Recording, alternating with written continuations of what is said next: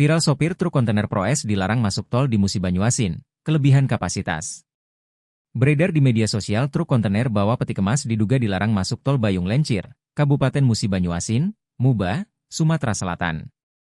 Video itu viral usai video sang sopir protes ke petugas tol diunggah akun Instagram Majelis Kopi 08. Dilansir dari kompas.com, dalam video itu, terdengar suara pria diduga sopir truk kontainer berdebat dengan penjaga pintu tol Bayung Lencir usai tak diperbolehkan untuk melintas. Truk kontainer itu pun diminta untuk putar balik. Namun, ia tetap bersikukuh bahwa kontainer tersebut sudah standar internasional. Meski melayangkan protes, truk kontainer tersebut tetap diminta untuk putar balik karena tingginya yang sudah melebihi ambang batas.